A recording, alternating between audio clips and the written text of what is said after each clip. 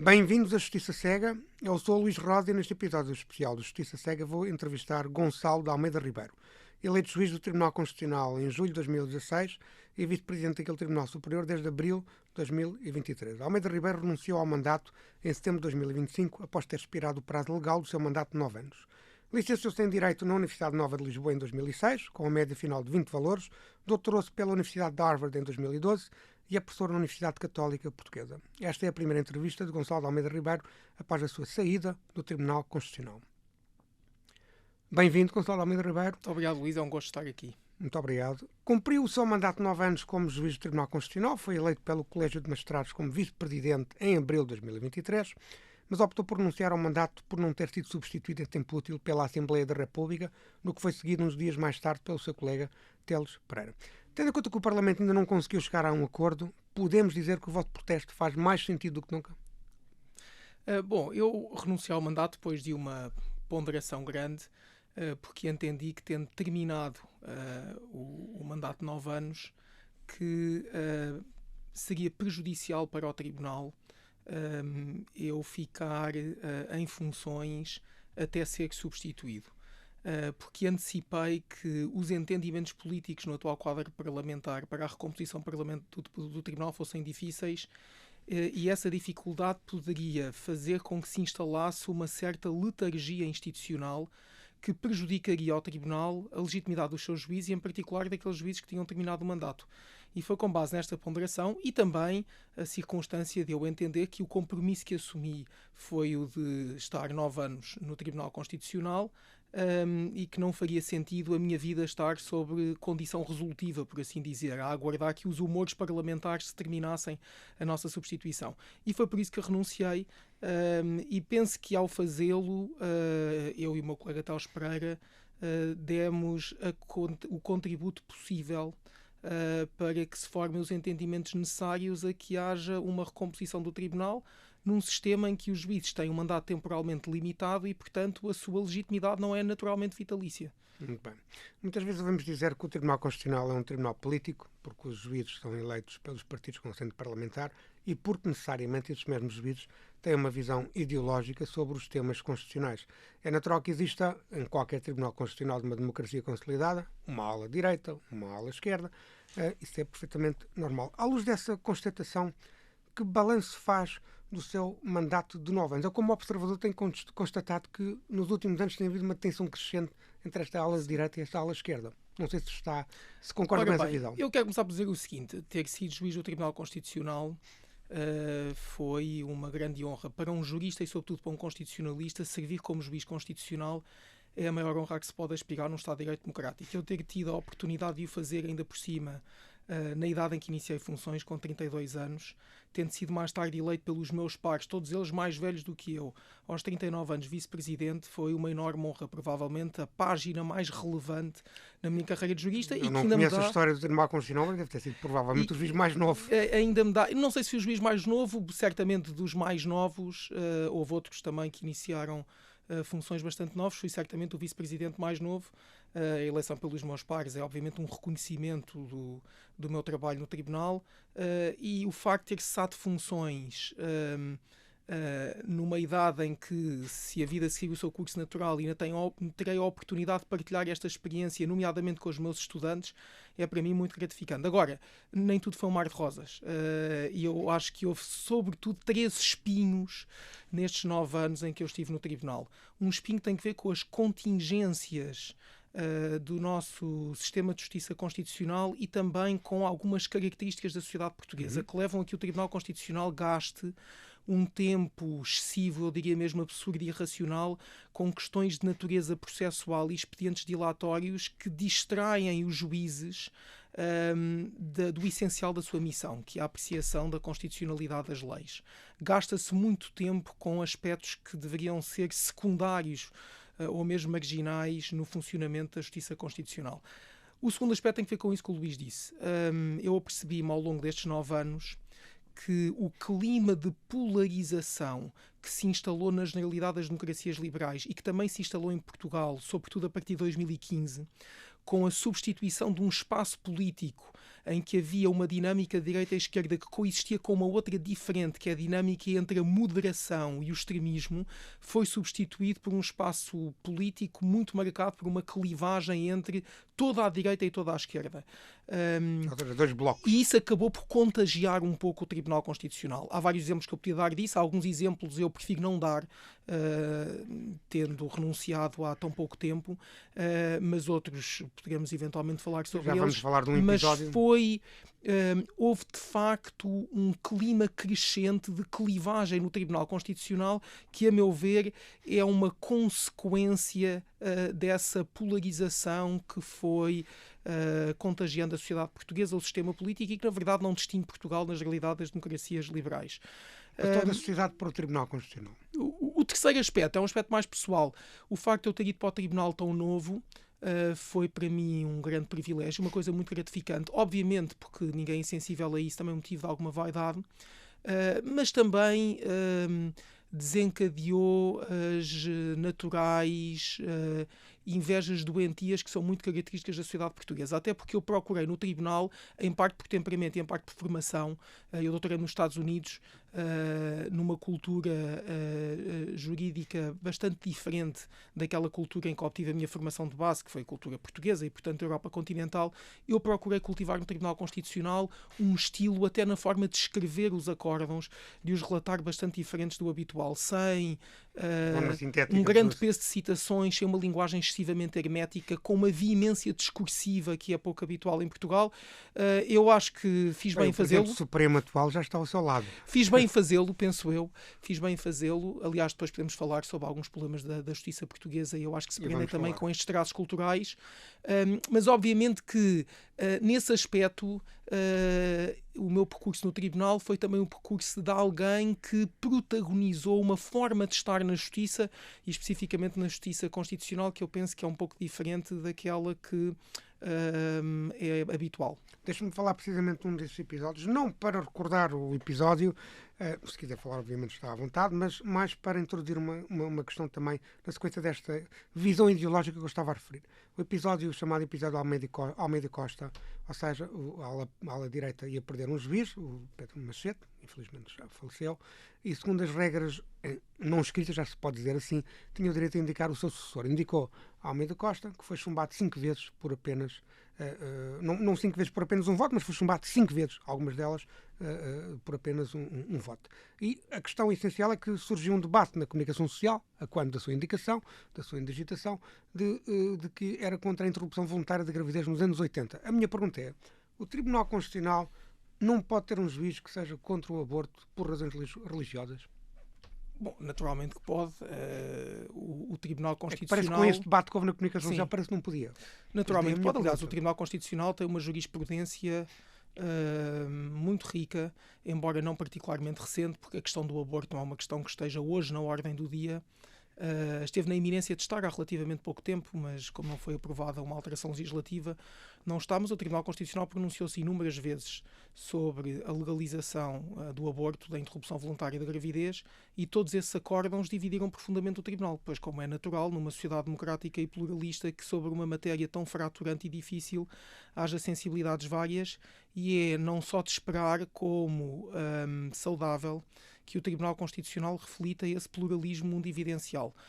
O que se passou nesse caso foi uma situação que me entristeceu profundamente, não só porque ela atingiu uma pessoa que eu não conhecia de resto antes do processo de cooptação, mas de quem tenho a melhor impressão no plano das qualidades intelectuais e de caráter, mas também porque a fuga de informação por um lado e por outro lado a pressão mediática que se exerceu para que o Tribunal, tendo... A fuga de informação está-se a referir ao chumbo do nome, pelo processo eleitoral. Não, estou-me a referir ao facto de ter sabido que esse era o nome que tinha sido consensualizado entre os juízes da chamada ala direita do Tribunal, em primeiro lugar. Em segundo lugar, de ter havido várias iniciativas mediáticas com o propósito de assassinar o caráter daquela pessoa, com alguma deturpação dos pontos de vista que havia defendido, mas também com uma demonização desses pontos de vista, como eles não fossem legítimos e ainda mais legítimos nos anos 80. Quer dizer, aquela posição representava,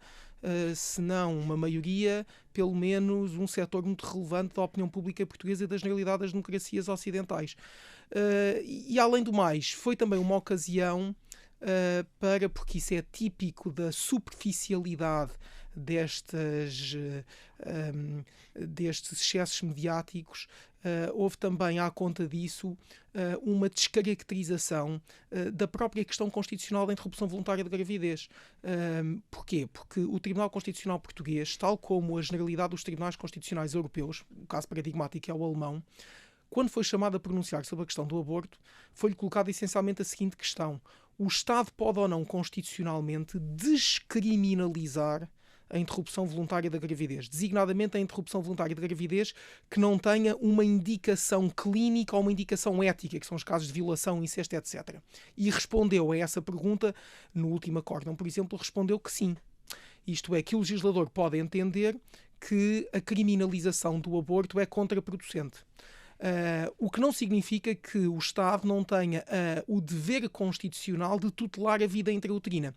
Essa forma de colocar a questão é, por exemplo, muito diferente da forma como a questão se colocou nos Estados Unidos, no famoso acórdão Roe v. Wade, que foi revogado há relativamente pouco tempo, o que mostra bem como a questão do aborto é uma questão extraordinariamente controversa ainda hoje, e particularmente controversa nos Estados Unidos, pela razão que eu vou explicar, porque nos anos 70, no acórdão Roe v. Wade, o Supremo Tribunal dos Estados Unidos disse uma coisa diferente.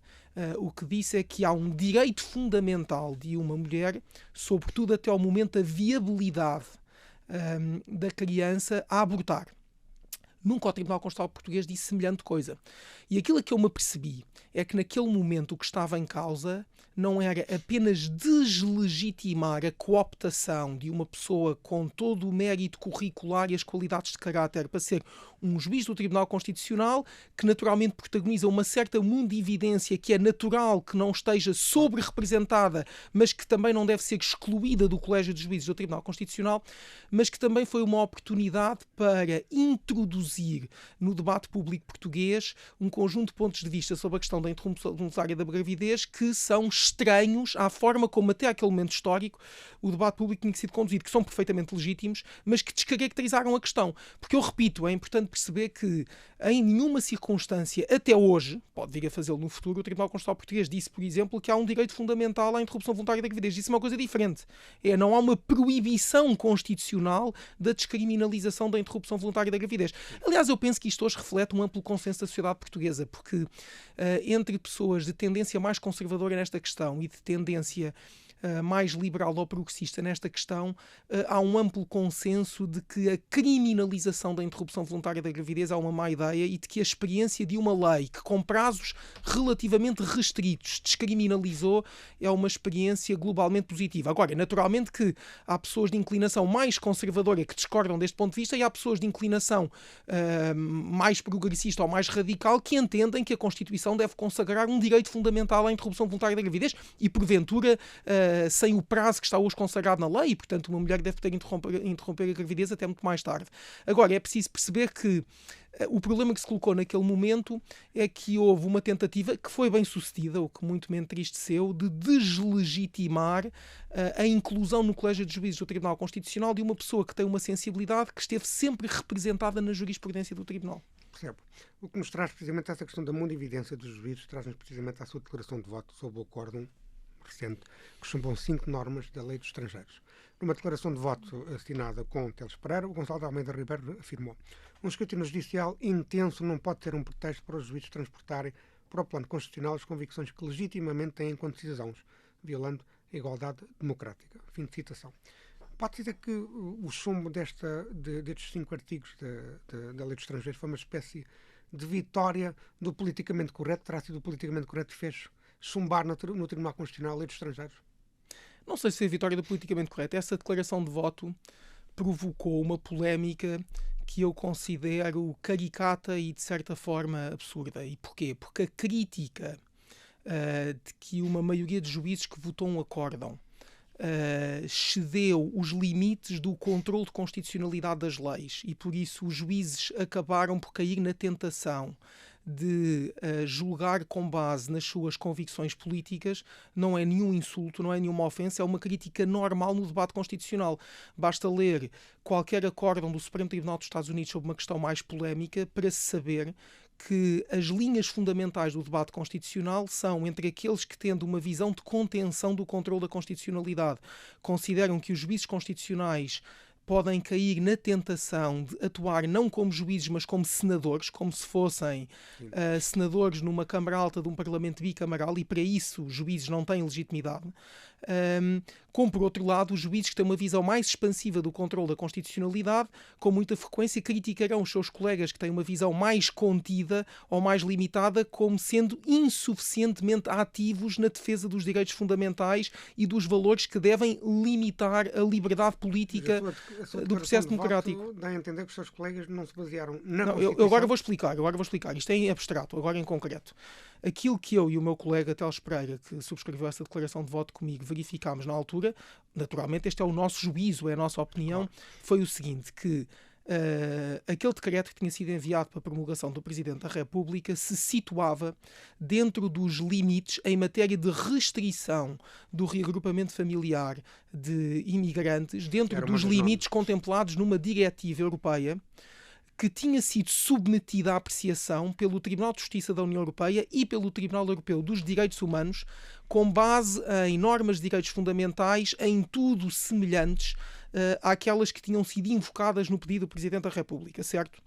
E perante esta constatação, isto é, a constatação de que a lei portuguesa não divergia dos limites de uma diretiva que tinha sido, usando linguagem não juridicamente precisa, mas para as pessoas perceberem, validada pelo Tribunal de Justiça da União Europeia e pelo Tribunal Europeu dos Direitos Humanos. Tribunais esses que tiveram um tempo de reflexão muito superior ao Tribunal Constitucional Português, porque nós tivemos que decidir em 15 dias, e que têm uma longa experiência de reflexão e decisão em matéria de migrações que o Tribunal Constitucional Português não teve.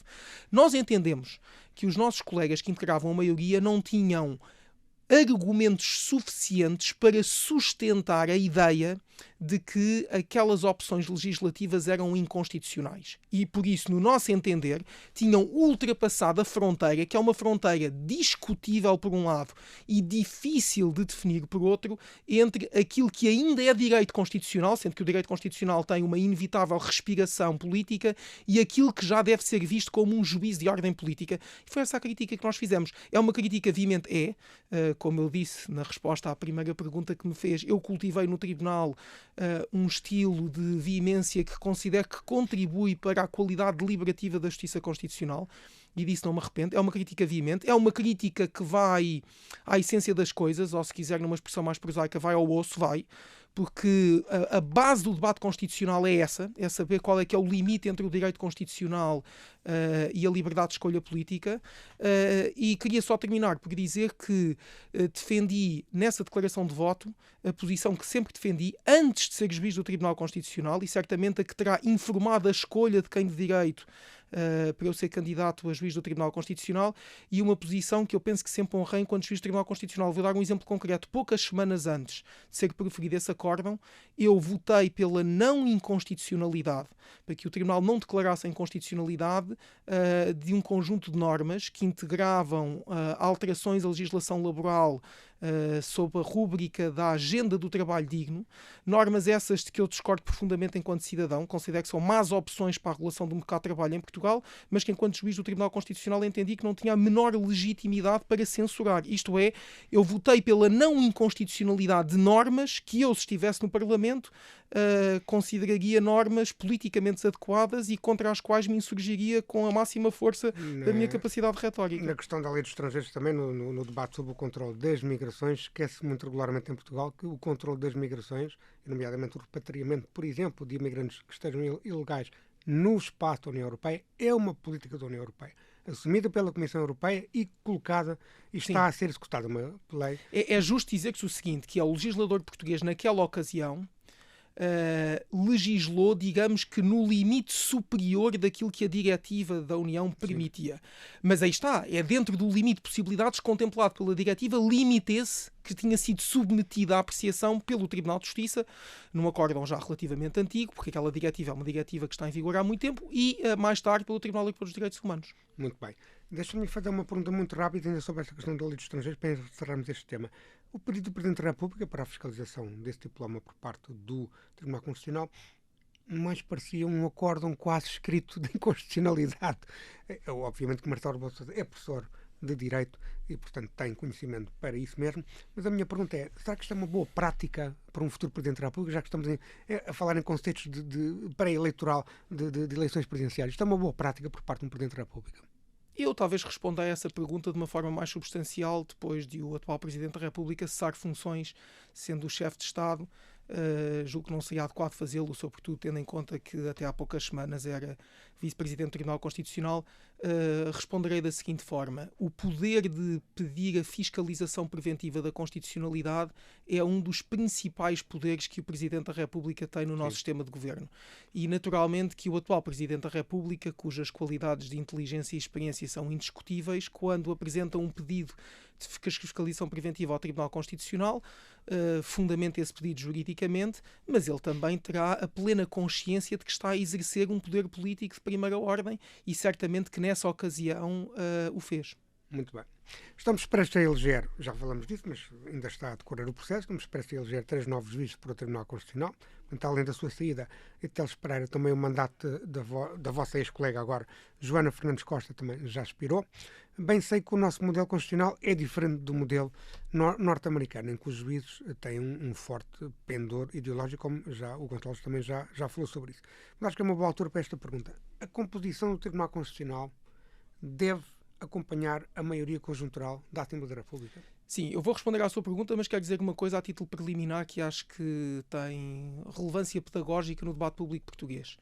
Há muitas pessoas que questionam a legitimidade do Tribunal Constitucional, dizendo o seguinte: que sentido é que faz haver um tribunal cujos juízes não são necessariamente juízes de carreira e que em todo o caso são designados politicamente e que na prática são designados por partidos políticos, ou seja, os juízes do Tribunal Constitucional são eleitos por uma maioria de 2/3 na Assembleia da República, 10 dos 13, os outros 3 são cooptados e essa cooptação refletirá os equilíbrios que resultam da eleição pelos juízes na Assembleia da República e essa designação por eleição pressupõe um entendimento que corresponda pelo menos a 2/3 dos mandatos na Assembleia da República entre os partidos políticos. Ora bem, eu queria dizer o seguinte: não há nenhuma democracia do mundo em que o poder de apreciar e decidir da constitucionalidade de leis em matérias tão sensíveis como a legalização da morte medicamente assistida, como o alargamento do período experimental para o despedimento, ou como a limitação do direito ao reagrupamento familiar, a última palavra sobre essas questões caber a um tribunal cujos juízes têm exclusivamente legitimidade profissional, que não tem legitimidade política. Há 2 grandes modelos.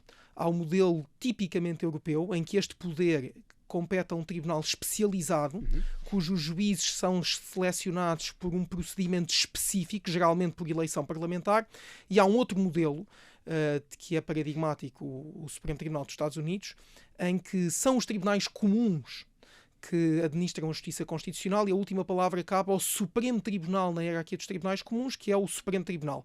Mas note bem que o Supremo Tribunal nesses sistemas é um tribunal cujos juízes são designados politicamente. Nos Estados Unidos, os juízes do Supremo Tribunal são nomeados pelo Presidente e confirmados pelo Senado. Isto é inevitável, porque não se podia admitir em democracia que a última palavra sobre estas questões tão divisivas e complexas da vida pública pudesse caber a um tribunal cujos juízes não têm nenhuma legitimidade política e em que não houvesse uma garantia razoável de equilíbrio ideológico ou mundividencial. E por isso, a designação política dos juízes do Tribunal Constitucional, naturalmente que esses juízes têm que ser ou juízes de carreira ou então juristas com competência profissional inatacável. Essa designação confere a esse tribunal a legitimidade para ele intervir no domínio específico da justiça em que ele intervém, que é um domínio bastante diferente da justiça comum ou da justiça ordinária. Quanto à pergunta que me fez sobre os entendimentos parlamentares, vamos lá ver. A Constituição determina que os juízes do Tribunal Constitucional são eleitos por 2/3. Sim. Esta exigência de 2/3 é 2/3 dos deputados, desde que superior à maioria absoluta dos deputados em efetividade de funções. É um bocadinho menos exigente do que a revisão constitucional, porque a revisão constitucional é 2/3 dos deputados em efetividade de funções, certo? Seja como for, a exigência de 2/3 é uma garantia de que o Tribunal Constitucional reflete um amplo consenso, a sua composição. E, portanto, de que há blocos político-culturais no Tribunal Constitucional que estão de acordo com os grandes consensos da sociedade portuguesa, que há um equilíbrio. Estes grandes consensos são determinados pela fisiologia própria da democracia e dos ciclos eleitorais. E, portanto, a ideia de que é ilegítimo que uma determinada composição parlamentar, em que se podem formar maiorias de 2/3 num sentido ou noutro, forme uma maioria num determinado sentido que se venha a refletir em escolhas de juízes para o Tribunal Constitucional, é completamente absurda. Isso é a ideia de que há forças políticas que têm direitos naturais ou hereditários, portanto, direitos suprademocráticos, a designar juízes para o Tribunal Constitucional. Isto é inadmissível em democracia. Agora, eu queria fazer a seguinte ressalva. Porque é que isto não é tão perigoso quanto possa parecer? Porque o mandato de um juiz do Tribunal Constitucional é um mandato de 9 anos. O que significa que o tempo de substituição de uma composição do Tribunal Constitucional é muitíssimo mais lenta do que a substituição normal dos ciclos eleitorais. É superior a 2 legislaturas, claro, partindo do princípio que elas são cumpridas integralmente, não é? O que significa que só a repetição de um padrão eleitoral é que implicará, provavelmente no período de tempo correspondente a cerca de uma década, uma alteração substancial ou radical da composição do Tribunal Constitucional. E o Luís pergunta-me, e se isso acontecer? E eu respondo, bem, se isso acontecer é o funcionamento normal da democracia. Pois é natural que se um determinado padrão de composição parlamentar se repetir ciclo eleitoral após ciclo eleitoral, a conclusão que nós temos que chegar é de que a fronteira entre a esquerda e a direita, que são conceitos posicionais, por natureza, a esquerda está à esquerda da direita e a direita está à direita da esquerda. Não são conceitos substanciais. Significa que essa fronteira se alterou, como sempre aconteceu ao longo da história. A fronteira entre a esquerda e a direita hoje não é certamente a fronteira entre a esquerda e a direita, por exemplo, na Assembleia Nacional Constituinte Francesa, que é onde está a origem histórica dos termos direita e esquerda como termos de ordenação do espaço político. É que a pergunta vem também no seguimento de uma situação que está neste momento em debate. Sim. É precisamente a hipótese de o Chega, que é a segunda força política no Parlamento, portanto, o líder da oposição é André Ventura, não é como foi até há pouco tempo e desde o 25 de Abril um representante do PS ou do PST, portanto é um novo partido.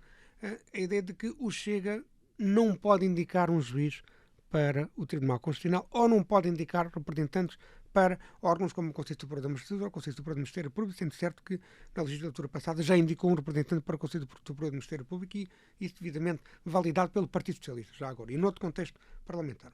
Portanto, a minha pergunta é, faz sentido que uma democracia representativa, a segunda força parlamentar, não possa indicar um juiz para o Tribunal Constitucional?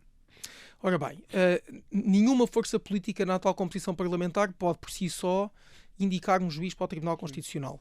Essa indicação terá que ser feita no quadro de um acordo político que compreenda pelo menos 2/3 dos deputados à Assembleia da República. Nós temos uma situação inédita e a situação é a seguinte. O atual governo, por um lado, tem a fragilidade política própria de todos os governos minoritários. Já houve vários na história da Terceira República. Aliás, essa é a norma da Terceira República Portuguesa, porque o nosso sistema constitucional, começando pelo sistema eleitoral, mas não só, não foi desenhado para favorecer as maiorias absolutas monopartidárias. A Terceira República já é uma afirmação ideológica. Ora bem, não, porque antes da Terceira República não houve democracia. Quer dizer, não houve democracia no Estado Novo, obviamente, também não houve na Primeira República nem na monarquia constitucional. A democracia em Portugal as primeiras eleições verdadeiramente livres e democráticas que houve em Portugal, apesar do clima de condicionamento revolucionário, foram as eleições para a Assembleia Constituinte. Antes disso não houve, e isso é inequívoco para qualquer pessoa que tenha a mínima noção de história constitucional, não houve eleições livres e democráticas em Portugal. Ora bem, o que é que sucede? O governo tem a fragilidade própria de um governo minoritário, mas pela primeira vez há um único partido que tem as chaves de uma maioria de 2/3 nas mãos. Porquê? Porque, ao contrário do que acontecia até aqui, esses 2/3 não só não dependem exclusivamente dos dois maiores partidos, como eles, os dois juntos, não têm os 2/3. Mas, por outro lado, há um partido, que é o PSD, que tem deputados suficientes para bloquear a formação de uma maioria de 2/3 que o não inclua. Isto é muito interessante do ponto de vista de jogo político parlamentar. Ora, o que é que se pode dizer do ponto de vista constitucional? Que para a formação de uma maioria de 2/3 é totalmente legítimo que o PSD chegue a entendimentos com o PS e com outros partidos que tenham representações parlamentares pequenas de forma a formar os 2/3, como é perfeitamente legítimo que o PSD forme um entendimento com o Chega e com a Iniciativa Liberal ou quaisquer outras formações políticas com um número mais reduzido de deputados de forma a chegar a 2/3, com um entendimento a 3. O Chega é um partido legal, é um partido que está registado no Tribunal Constitucional, que integra o funcionamento normal da democracia portuguesa neste momento histórico e, por isso, tem todos os direitos democráticos que assistem aos demais partidos com representação parlamentar. É o que se pode dizer sobre essa matéria. Claro que o Chega não tem, também ele, um direito natural, muito menos hereditário, porque obviamente direito de herança não poderia ter, visto que é um partido recentíssimo, mas não tem um direito natural a indicar nem juízes para o Tribunal Constitucional nem para lado nenhum. Quer dizer, se os partidos tradicionais da democracia portuguesa decidissem, como em tempos foi o caso, não nesta matéria, de resto, mas que foi o caso em matéria de governação, por exemplo, com o Partido Comunista Português, estabelecer um cordão higiênico e excluir o Chega de determinados entendimentos, tem toda a legitimidade para o fazer, sendo certo que os excluídos têm toda a legitimidade para o criticar com maior veemência no debate público, certo? Por outro lado, o Chega a integrar entendimentos para a formação de maioria de 2/3 para estes vários órgãos que falou, nomeadamente o Tribunal Constitucional, considera que é o funcionamento normal da democracia. Nada disto é normal. É o normal. Pois, mas o problema é que quando nós ouvimos o debate público parece que estamos numa situação precisamente anormal, sendo certo que aquilo que acabou de dizer, realmente as últimas legislativas romperam com a nossa tradição político-constitucional desde o 25 de Abril. Ou seja, temos pela primeira vez um bloco, nomeadamente a direita, tem a possibilidade, com 2/3, mais 2/3, rever a Constituição. Essa é uma possibilidade que antes não existia. O PST e o PS é que acordaram, historicamente, não só as grandes revisões de 82 e de 87... 89, desculpa, tenho sempre esta tendência de confundir 87 com 89. 82 e 89, essas foram as duas grandes revisões constitucionais, foram negociadas entre o PS e o PST. Agora há a possibilidade do Bloco à direita negociar uma revisão constitucional. A esquerda fala muito na ideia de que nenhum partido expôs aos eleitores o seu interesse político em fazer uma revisão constitucional. A minha pergunta é, não há referendos constitucionais? O facto de não ter sido exposto de forma clara aos eleitores, mas existir a possibilidade legal de fazer essa revisão constitucional, enfraquece a legitimidade democrática de uma revisão constitucional feita à direita?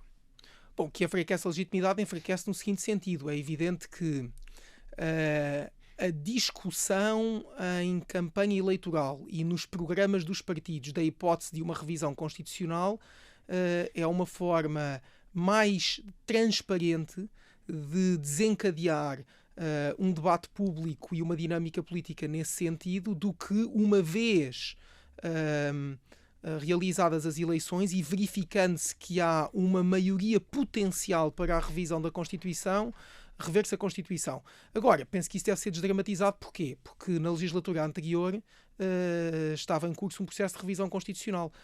O Parlamento, isso tem que ver com as contingências do nosso sistema, agora não quero cansar os nossos ouvintes com isso, mas o Parlamento tem um poder normal ou ordinário de revisão constitucional em estado de latência ou de dormência e pode usá-lo a qualquer momento.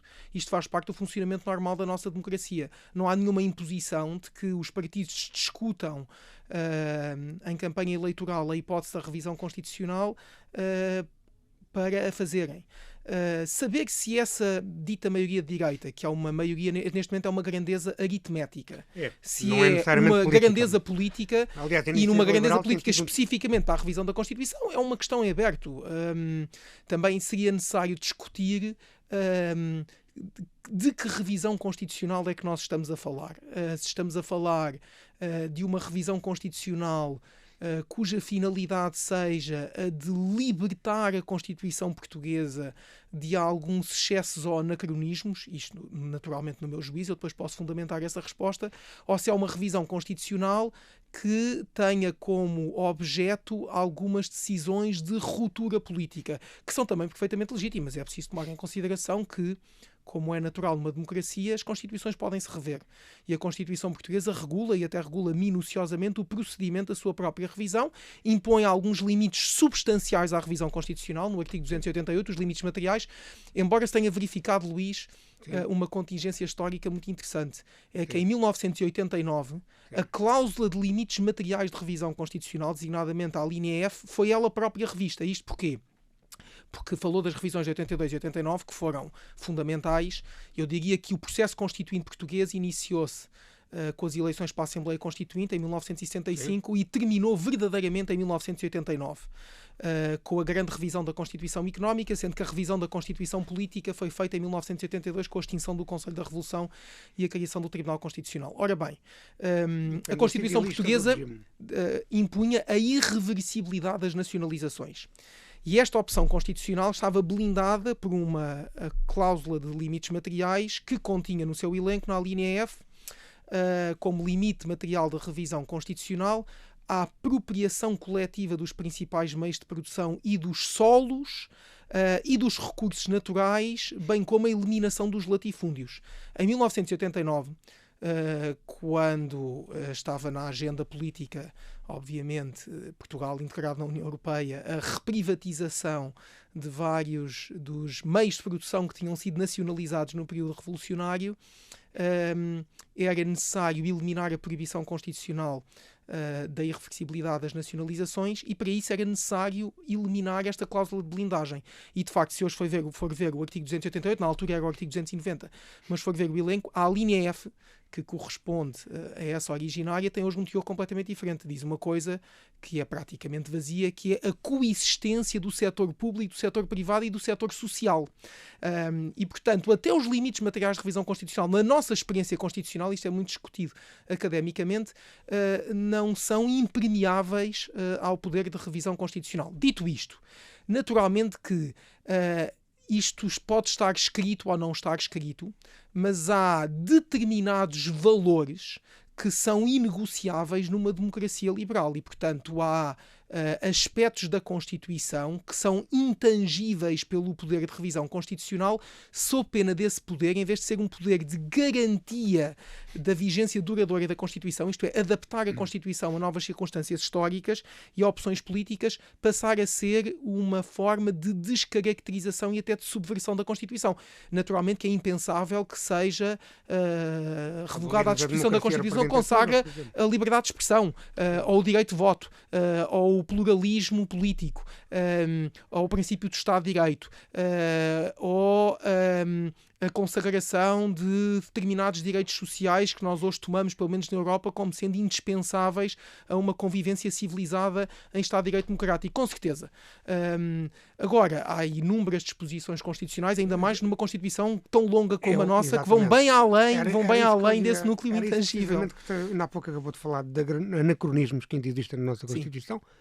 Heranças do período revolucionário. Vou só dar os exemplos que até foram dados numa entrevista televisiva por um candidato presidencial, o almirante Gouveia e Melo, que referiu, por exemplo, isto para dizer que não concordava com uma revisão constitucional, mas referiu precisamente os artigos anacrónicos, o que é uma contradição em termos, dos seus termos, mas enfim, isto agora não interessa. Mas o almirante Gouveia e Melo referiu dois artigos, o artigo 54, que é relacionado com as comissões de trabalhadores, e o artigo 94, a eliminação dos latifúndios, como ainda há pouco acabou de referir. Ora, a eliminação dos latifúndios ainda está na nossa Constituição como uma obrigação constitucional, quase. Há outros exemplos, na sua visão, que poderiam ser eliminados, não descaracterizando uma Constituição de uma democracia representativa, de pendor ocidental? Eu não vou inventariar artigos, mas posso inventariar categorias excedentárias, que são três. Força. Por um lado, há um conjunto relativamente pequeno de disposições constitucionais que eu caracterizaria como disposições com lastro romântico ou altermundialista que foram totalmente ultrapassadas pelas circunstâncias. Por exemplo, no artigo 7º há uma disposição que diz: Portugal preconiza, já isto numa disposição constitucional é mais ou menos bizarro, Portugal preconiza o fim do imperialismo, o desarmamento geral e os blocos político-militares. Ora, veja bem, na situação em que a Europa se encontra hoje, quão absurdo é este artigo da Constituição e tão evidente que é que se trata de letra morta, certo? Portanto, não faria mal que o texto constitucional, quando isso fosse oportuno, fosse saneado destas aspirações que estão completamente desligadas da realidade em que vivemos. Quer dizer, no jardim do Éden da geopolítica, talvez tudo isto fosse muito desejável, mas na realidade em que vivemos, não só Portugal não pode preconizar estas coisas, como é até uma irresponsabilidade do ponto de vista de salvaguarda da República Portuguesa fazê-lo. Depois há uma segunda categoria, que é a categoria das normas, que são sobretudo as que integram a parte segunda da Constituição dedicada à organização económica, que se tornaram letra morta em virtude do processo de integração europeia. E isto são as disposições que dizem respeito, por exemplo, à política industrial e comercial, ao planeamento económico, à eliminação dos latifúndios. Há muito poucas disposições da chamada Constituição Económica que ainda hoje sejam efetivamente aplicáveis. Eu estimo que 80% a 90% das disposições da parte segunda da Constituição não sejam hoje verdadeiras normas constitucionais. Não são aplicadas. E a eliminação dessas disposições também me parece que seria saudável. Depois há uma terceira categoria que é mais polémica. Esta tem conteúdo político e tem que ver com o seguinte. No seu zelo hiperregulatório e programático, a Constituição Portuguesa, sobretudo em matéria de direitos sociais, mas não só, em muitos aspectos relativos a direitos fundamentais, vai muito além da consagração de direitos e contém opções mais ou menos detalhadas de política pública. Uma coisa é nós acharmos que num Estado de Direito Democrático, numa democracia liberal, no século XXI, todos devem ter direito à saúde, direito à educação e direito à segurança social. Outra coisa é a Constituição dizer qual é que é a política pública adequada para se atingir este objetivo ou se efetivar este direito. E esta é uma aplicação de políticas públicas que estejam eventualmente legitimadas eleitoralmente. Claro, sendo que essa divisão razoável de opinião quanto à melhor forma de atingir esses objetivos e também, naturalmente, às possibilidades efetivas, tendo em conta que esses objetivos estão sujeitos a uma condição de recursos públicos, estão sob uma reserva de possibilidade financeira, as possibilidades efetivas quanto à sua realização, a extensão da sua realização, se tudo isto fosse devolvido ao debate e à decisão política ordinários, isto é, à democracia, e subtraído ao texto da Constituição, eu penso que isso seria um sinal de maturidade político-democrática. Sendo certo que, em parte, essas disposições, ao longo das últimas décadas, com alguma colaboração da jurisprudência do Tribunal Constitucional, não têm sido observadas. Eu vou-lhe dar um exemplo. Na versão originária da Constituição dizia-se que todos têm direito à saúde e que é criado um Serviço Nacional de Saúde universal, geral e gratuito. Quando foram criadas as taxas moderadoras, o Tribunal Constitucional teve que decidir se as taxas moderadoras eram compatíveis com a gratuitidade do Serviço Nacional de Saúde. E disse: são compatíveis com o caráter tendencialmente gratuito do Serviço Nacional de Saúde. Depois foi revista a Constituição e foi introduzida a cláusula do tendencialmente gratuito. O que significa que a própria jurisprudência do Tribunal Constitucional sentiu a necessidade de fazer respirar a Constituição naquilo em que ela vai tão longe na regulação das opções de política pública que retira um espaço à deliberação democrática que não é compatível com aquilo que nós verificamos ser o caso na generalidade das democracias com as quais nos gostamos de comparar. Temos 5 minutos para terminar. Ainda quero falar da reforma da Justiça, mas tenho que lhe fazer uma última pergunta que lhe pedia uma resposta o mais breve possível, só ainda sobre a questão da Constituição. Qual é o valor constitucional do preâmbulo da Constituição de 76, aquele que refere o texto máximo aquele que refere que a nossa Constituição pretende abrir caminho para uma sociedade Sim. socialista. Isto é nulo, como se costuma ouvir à esquerda, é tal letra morta que ainda acabou de referir, ou tem algum valor constitucional e deve ter ponderada a sua eliminação? Não tem nenhum valor jurídico, tanto é assim que o Tribunal Constitucional, que me recordo e certamente nos últimos largos anos nunca invocou o preâmbulo como subsídio de interpretação da Constituição, tem valor histórico. E eu que, como calculará, não tenho simpatia por alguns trechos do preâmbulo da Constituição, considero que a preservação desse valor histórico é relevante, porque o leitor da Constituição, nomeadamente as gerações vindouras, devem ter a noção de qual é a origem histórica da nossa Constituição. Oponho totalmente à revisão do preâmbulo. A própria ideia é, quer do ponto de vista jurídico, quer do ponto de vista simbólico, uma ideia absurda, mas não me oponho a que, se fizer uma revisão de largo espectro da Constituição, largo espectro não necessariamente do ponto de vista da substância da Constituição que é aplicada, mas do ponto de vista do texto constitucional. Isto é, que mexa naquelas 3 categorias excedentárias que eu identifiquei, não me chocaria nada que houvesse um preâmbulo a essa lei de revisão constitucional. E que esse preâmbulo tivesse o mesmo valor histórico que tem o preâmbulo da Constituição. Ou seja, conjugando os 2 preâmbulos, o leitor atento da Constituição fica com uma melhor noção de qual foi o tempo histórico relevante para a Constituição ter o conteúdo que tem. Muito rapidamente, rever a Constituição de forma mais substantiva, como defende, é mudar de regime? Não, mexer naquelas 3 categorias que eu falei não é seguramente mudar de regime.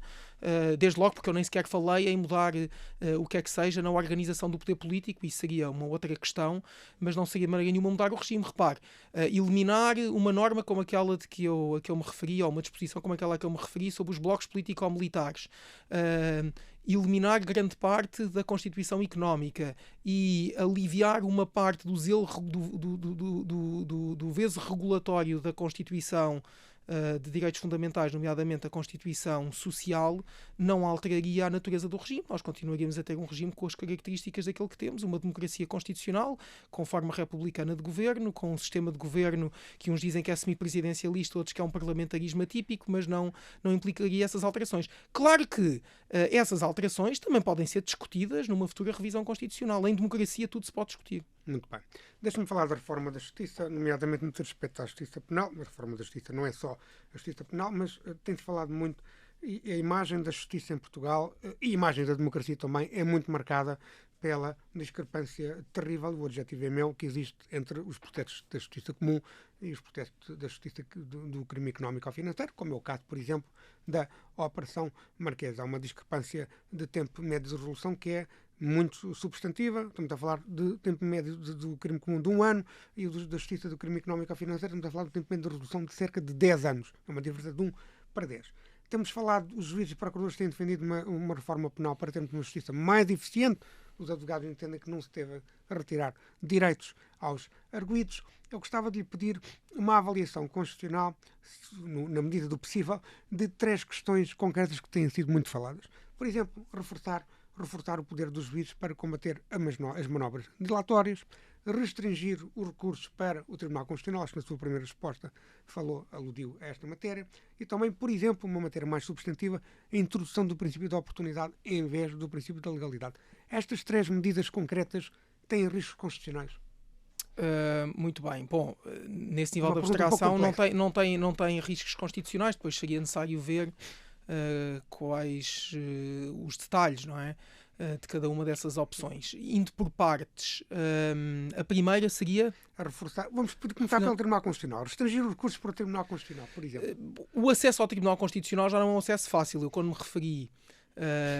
referi à distração que o trabalho processual representa para a atividade do Tribunal Constitucional, é precisamente porque o Tribunal Constitucional tem um cariz muito exigente em matéria de recurso de constitucionalidade e, portanto, gasta muito tempo a rejeitar recursos de constitucionalidade.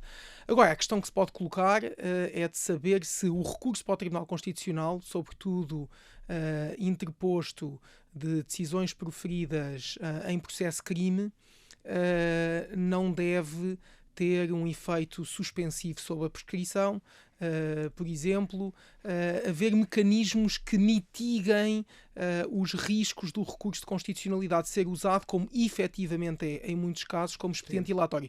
Sendo que essa utilização abusiva do recurso de constitucionalidade, para além de ser um entrave à eficácia da justiça penal, é também de uma grande injustiça social. Isto porquê? Porque, obviamente, os arguidos com mais meios têm muito mais capacidade para mobilizar as várias oportunidades que o sistema lhes dá para atrasar ou mesmo sabotar a administração da justiça penal do que os arguidos que não têm essa capacidade. Portanto, nessa medida, não vê aqui nenhum risco. Em abstrato não vejo. E já agora sobre outra pergunta que me fez, que é sobre os poderes do juiz penal, vamos lá ver. Nós temos uma cultura, isto é uma coisa muito funda, de grande desconfiança em relação ao juiz. Nos países anglo-saxónicos, o juiz tem pouco poder, até porque a prevalência no processo de crime e não só é da função do júri e não do juiz, mas tem uma enorme autoridade. E por isso a legislação processual dá amplos poderes ao juiz para conduzir o processo com bom senso e sentido de oportunidade. Pelo contrário, na cultura continental, o juiz tem enorme poder, mas tem muito pouca autoridade. A legislação está feita no pressuposto que os juízes não são merecedores de confiança. Para se alargar os poderes de intervenção do juiz penal, é necessário que se cultive uma maior confiança no sistema de justiça. E isso, do meu ponto de vista, implica um pensamento mais abrangente sobre a reforma do sistema de justiça. Agora, eu defendo, não só no processo penal, em geral, eu defendo um modelo processual em que o juiz tem muito mais margem para conduzir o processo com sensatez e sentido de oportunidade.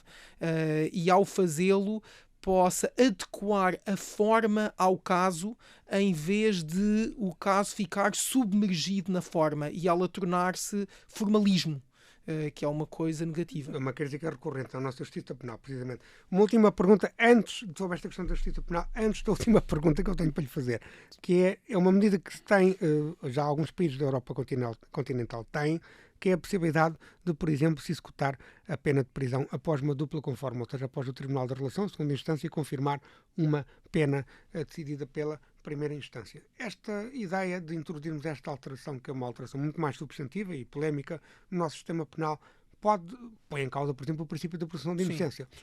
Isto é possível? É preciso alguma revisão constitucional para uma alteração tão substantiva como esta? Bem, eu queria chamar a atenção para o seguinte, que é, em muitos casos, a confirmação pelo Tribunal de Segunda Instância ao Tribunal da Relação de uma sentença condenatória põe termo ao processo. Isto é, já não é possível, dependendo da medida concreta da pena, já não é possível recorrer para o Supremo Tribunal de Justiça. Portanto, isso já acontece. Sim. Certo, já acontece. Mas a pergunta é, e nos casos em que assim não é, se a relação confirmar integralmente a sentença de primeira instância, mas for possível o recurso para o Supremo Tribunal de Justiça, se faz ou não sentido executar a pena antes do trânsito em julgado da condenação penal, que é apenas obtida uma vez escutados os recursos ordinários. Eu tenho grandes reservas em relação a isso. Eu acho que há melhores formas de assegurar a eficácia e a celeridade da justiça penal do que executar uma pena antes da sentença poder ser tomada como definitiva. Sei bem que as coisas passam assim noutras jurisdições. Na Europa continental, sim. Mas eu considero que isso é dificilmente compatível com o princípio da presunção de inocência, por um lado. Por outro lado, é preciso ver que esta é uma questão de princípio e, portanto, não seria fácil rever a Constituição sem a subverter, de forma a assegurar essa possibilidade. No fundo, seria necessário inserir na Constituição uma exceção ao princípio da presunção de inocência. Uma exceção que é contrária ao princípio da presunção de inocência, que é uma garantia constitucional fundamentalíssima do cidadão e, em particular, na vertente que aqui estamos a discutir, do arguido. Isso, eu penso que já está numa região perigosa do ponto de vista de limites materiais de revisão constitucional, que proíbe que sejam eliminados direitos, liberdades e garantias, mas, sobretudo, acho que é dificilmente compatível com o espírito de uma Constituição democrática ou liberal.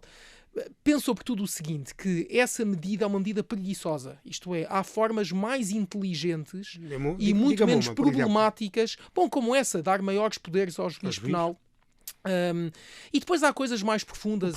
Nós não vamos ter tempo para discutir isso, mas eu acho que há problemas da justiça portuguesa que são problemas de ordem cultural.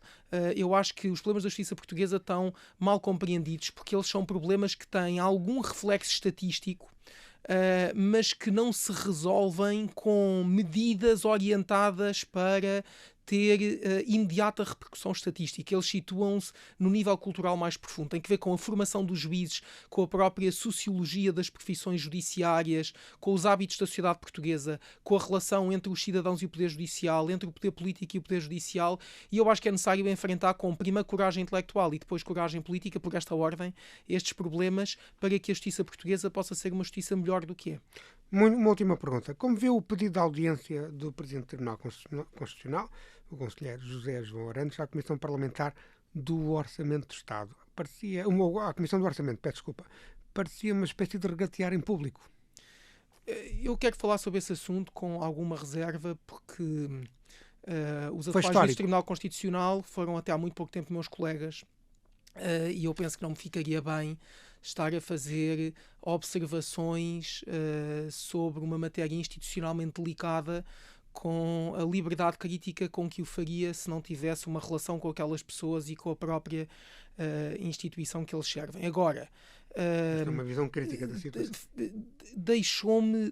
Tudo aquilo me deixou um pouco perplexo. Deixou-me perplexo que uma delegação dos juízes do Tribunal Constitucional fosse recebida numa audição parlamentar para discutir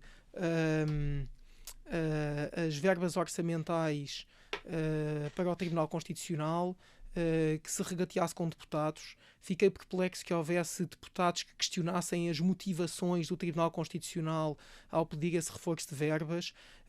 Fiquei perplexo com haver outros deputados que aproveitaram aquela ocasião para criticar o governo e os deputados que o apoiam e, portanto, penso que todos os protagonistas daquele momento estiveram aquém daquilo que eu considero ser o sentido de Estado que se impõe numa matéria como estas. Há outras e melhores formas de resolver estes problemas que não aquela forma. Ficou em causa o princípio da separação de poderes? Bom, o Tribunal Constitucional faz parte sim, do Poder Judicial. Não é? É evidente que os juízes do Tribunal Constitucional que ali estiveram, nomeadamente o Presidente, não foram prestar contas pela atividade do Tribunal Constitucional. Mas eu penso que uma audição numa comissão parlamentar para discutir aquela matéria é, no mínimo, estranho do ponto de vista do princípio da separação de poderes. Acho que foi uma ocasião infeliz. Mas a infelicidade não foi apenas do Tribunal Constitucional. Também achei que toda a dinâmica parlamentar que ali se gerou, do meu ponto de vista, foi bastante lamentável. Gonçalo Almeida Ribeiro, muito obrigado por esta entrevista. Fica por aqui este episódio especial do podcast Justiça Cega. Regressaremos na próxima terça-feira na Rádio Observador e em todas as plataformas de podcast. Até para a semana.